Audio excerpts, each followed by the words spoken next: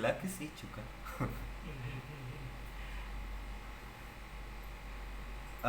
Oke, teman-teman, sekarang kita masuk ke part ketiga, yaitu part tentang peran dan fungsi teori dalam studi komunikasi. Jadi, ini adalah part terakhir hari ini. 18 menit teman-teman melihat. Kok 18 menit? Hampir setengah jam. 27 menit. Karena satu partnya kurang lebih 9 menit. Nah, di sini kita akan membahas tentang peran dan fungsi teori komunikasi, yaitu di mana teori memiliki peran yang sangat penting. Teori berperan membantu untuk mendapatkan pengertian dan mengorganisasikan pengalaman. Di dalam teori terdapat posisi yang berperan penting dalam mengiktisarkan informasi sehingga penafsiran, penilaian, dan pernyataan terlaksana dengan mudah. Jadi maksud saya seperti ini. Peran ini dia mendapatkan pengertian dan mengorganisasikan pengalaman. Pengalaman dalam konteks ini adalah fenomena komunikasi atau objek penelitian yang sedang dikaji.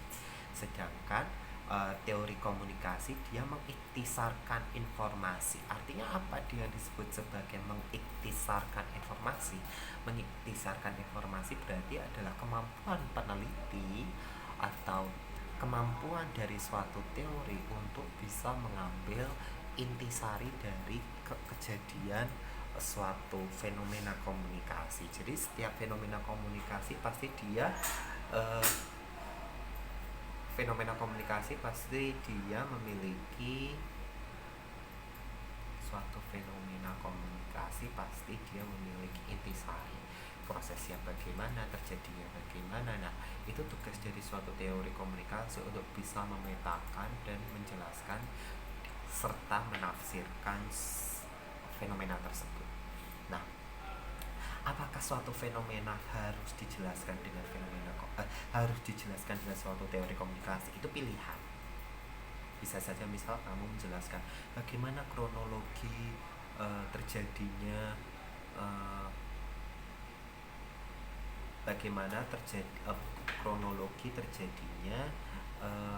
misal kampanye politik, program-program kampanye atau satu kampanye politik yang besar itu bisa dijelaskan dengan satu teori komunikasi yang sesuai. Nah, satu teori komunikasi yang sesuai inilah dia akan menjelaskan prosedur dari A sampai Z campaign itu berlangsung, mulai dari perencanaan, manajemen, monitoring hingga evaluasi. Itu bagaimana dia suatu fenomena itu akan terjauh dari satu teori komunikasi yang sesuai. Nah, dalam konteks ini teori komunikasi yang tadi dipilih dia bertugas untuk bisa menjelaskan secara detail tentang kisah dari kejadian satu kampanye tersebut. Tujuannya untuk apa? Tujuannya supaya kita bisa tahu apakah faktor-faktor yang menjadi penghambat atau pendukung dari keterlaksanaan suatu fenomena suatu kampanye itu contohnya, ataupun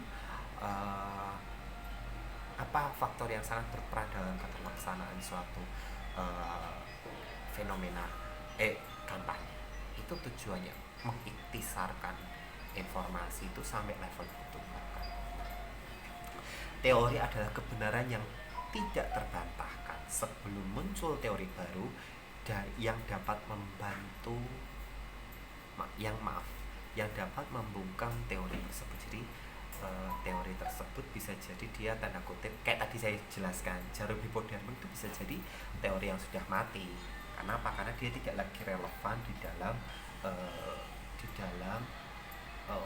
zaman sekarang. Tapi bisa jadi itu kenapa? Karena banyak teori-teori baru yang tanda kutip dia sudah membungkam jarum hipodermik. Nah, itulah kenapa teori komunikasi adalah teori yang sangat amat dinamis. Jadi kalau saya meminta teman-teman untuk atau membaca buku dalam bidang komunikasi paling enggak itu harus 10 tahun terakhir, tidak lebih dari yang 10 tahun terakhir. Kenapa? Karena kesesuaiannya bisa jadi berbeda. Buku yang dipakai ketika saya kuliah dulu belum tentu bisa 100% saya terapkan di saat ini. Kenapa? Karena di era 2010 dari era 2000 sampai 2010 itu akan mengalami pergeseran dari era 2010 sampai dengan 2020. Itu maksud saya. Nah, keyakinan terhadap suatu kebenaran teori ini menjadikan fungsi teori untuk menjelaskan kebenaran itu harus dapat dipertanggungjawabkan secara ilmiah. Itulah yang sudah saya jelaskan tadi. Selain itu ada penjelasan tentang gejala-gejala yang bersifat ilmiah maupun yang bersifat sosial. Nah, berkaca melalui peran itu tadi memerlukan berkaca melalui peran dan fungsi teori bahwa komunikasi memerlukan hal demikian, mendapatkan pesan beragam sangat sulit untuk ditafsirkan sebagian orang. Cara pembedahan atau cara pembahasan lebih rinci terarah dibutuhkan. Jadi cara menafsirkan suatu keterkaitan fenomena dengan suatu teori itu memiliki keahlian tersendiri dalam secara akademis. Nah, selain teori kita akan membahas tentang model. Apakah model komunikasi itu? Jadi model komunikasi adalah representasi suatu fenomena baik abstrak dengan menunjukkan fenomena tersebut. Nah, sebagai contoh adalah model teori yang dinyatakan dengan kata-kata meskipun bentuknya sangat sederhana. Definisi di komunikasi dirumuskan dalam model, misal contohnya Laswell, Person, Nelson, Tubbs, dan Moss. Intinya apa perbedaan teori komunikasi dan model komunikasi? Mungkin saya bisa mendapatkan gampangnya gini. Cara mengimplementasikan teori komunikasi ya paling nggak harus bisa memahami model komunikasi. Model komunikasi itu apa? Kerangka berpikir. Jadi ada kayak kalian membuat kerangka berpikir, ada urutannya, ada anak panah, ada kotak-kotak. Itu adalah contoh penjelasan dari gambaran gampang dari model komunikasi. Itu penjabaran yang sangat sederhana dari suatu teori komunikasi gitu. Nah, saya lanjutkan lagi. Maaf, ini mungkin lebih dari 9 menit videonya. Jadi ada kita yang perlu kita ketahui adalah adanya 9 fungsi teori yang harus teman-teman pahami. Yang pertama adalah mengorganisasikan dan menimbulkan pengetahuan tentang suatu hal.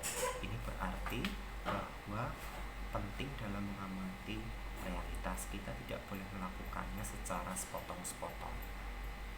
Memahami suatu fenomena komunikasi harus utuh, sama dengan ketika kita memahami teori komunikasi. Jangan sebagian-sebagian. Nah, memfokuskan artinya hal-hal atau aspek-aspek tertentu yang jadi gini, misal ada fenomena komunikasi dari suatu organisasi, maka itu menjadi satu fokus. Misalkan fokus dari apanya, dari verbalnya kah, dari aspek sistematika prosedur organisasinya kah, atau dari aliran informasi eksternal dan internalnya kah? Banyak sekali. Dari aspek apa? Dan teori komunikasi membantu kita memfokuskan itu. Dan yang ketiga adalah menjelaskan maksud teori. Harus mampu membuat suatu penjelasan tentang hal yang diamati. Teori harus harus bisa menginterpretasikan tadi, mengiktisarkan informasi. Itu poin nomor 3. Berikutnya, pengamatan menunjukkan bahwa teori tidak saja menjelaskan hal yang sebaiknya diamati, tetapi juga memberikan petunjuk yang diamatinya. Bagaimana suatu fenomena terjadi dari A sampai Z itu harus terakomodir dalam suatu teori komunikasi. Membuat prediksi, kita bisa tanda kutip ya, meramalkan berdasarkan analisis kita terhadap satu fenomena komunikasi bahwa kejadian di masa yang akan datang, tanda kutip, dia akan seperti apa. Berikutnya, fungsi heuristik atau heurisme. Ini ingat, sudah pernah saya sampaikan di metodologi di Daspensos bahwa fungsi heuristik atau heurisme adalah aksioma umum menyebutkan bahwa teori yang baik adalah teori yang mampu merangsang penelitian. Ini berarti bahwa teori diciptakan untuk menimbulkan penelitian berikutnya. Maksudnya apa? Bahwa teori ini bisa berkembang dan dapat diupdate untuk melihat perkembangan zaman, perkembangan bagaimana fenomena komunikasi itu berlangsung. Berikutnya, komunikasi menunjukkan bahwa teori seharusnya tidak menjadi monopoli si pencipta, tapi dia bisa diterbuka untuk dikritik. Itu maksudnya adalah suatu fenomena suatu teori itu bisa saja dia dikritik. Kayak tadi jarum hipodinamik, dia bisa dikritik dan bahkan bisa ditinggalkan karena dia tidak lagi relevan sesuai zaman. Dan yang terakhir adalah yang ke-8 adalah fungsi kontrol bersifat normatif. Jadi bisa jadi suatu teori komunikasi yang berhubungan dengan moral-moral tertentu. Itu yang dimaksud dengan fungsi kontrol. Ini sangat tentatif, sangat tergantung pilihan teman-teman, karena bisa jadi menganalisis suatu fenomena komunikasi dia tidak harus berhubungan dengan moral, tapi tergantung bagaimana kalian menempatkan suatu objek penelitian tertentu itu seperti apa. Dan yang terakhir adalah fungsi generatif, yaitu fungsi yang menonjolkan bahwa teori komunikasi itu berperan untuk menginterpretasi dan mengkritisi suatu fenomena komunikasi sendiri.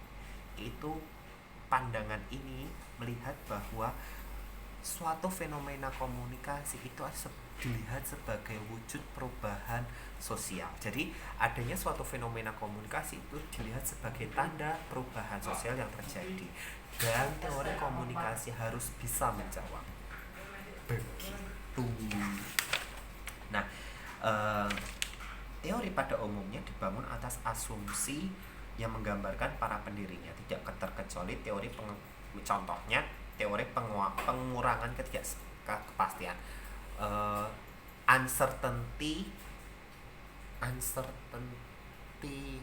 ini termasuk teori lintas budaya, teori komunikasi lintas budaya, uncertainty teori. Nah, asumsi pertama mengatakan bahwa orang seringkali menghadapi ketidakpastian. Asumsi kedua, dia menyatakan bahwa ketidakpastian merupakan keadaan yang tidak disukai. Dan yang ketiga adalah jika kamu bertemu dengan orang lain yang tidak dikenalnya, maka muncul perhatian terhadap dua hal, yaitu mengurangi ketidakpastian dan meningkatkan prediktabilitas. Saya tidak akan menjelaskan prediktabilitas itu apa saat ini. Dan yang keempat adalah menyatakan komunikasi interpersonal merupakan proses yang melibatkan tahap perkembangan diri atas 3 tahap di atas. Berarti komunikasi interpersonal adalah salah satu cara untuk mencari informasi untuk mengurangi ketidakpastian yang tadi ada di 3 asumsi sebelumnya. Dan asumsi kelima adalah komunikasi interpersonal adalah, yaitu tadi sudah saya jelaskan. Dan yang keenam, menyatakan memberikan tekanan kepada waktu sekaligus fokus, berarti akan ada rentang waktu bagaimana seseorang mengurangi ketidakpastian dalam melalui berkomunikasi. Ini adalah salah satu teori komunikasi dan bagaimana teori komunikasi itu dipraktekkan untuk melihat fenomena komunikasi terkait orang sedang tidak pasti mendapatkan informasi. Contohnya hoax. Contohnya ketika kamu bertemu dengan orang baru, kamu tidak tahu identitasnya seperti apa, maka teori ini sangat related. Makanya dia bisa jadi masuk dalam ranah teori komunikasi lintas budaya. Oke, mungkin itu saja dari saya secara umum. Maka penyatuan antara teori dan fenomena komunikasi dia harus terperinci, karena dalam komunikasi tidak pernah terlepas dari gejala, fenomena, interaksi, dan membutuhkan penafsiran. Itu saja dari saya. Selamat siang.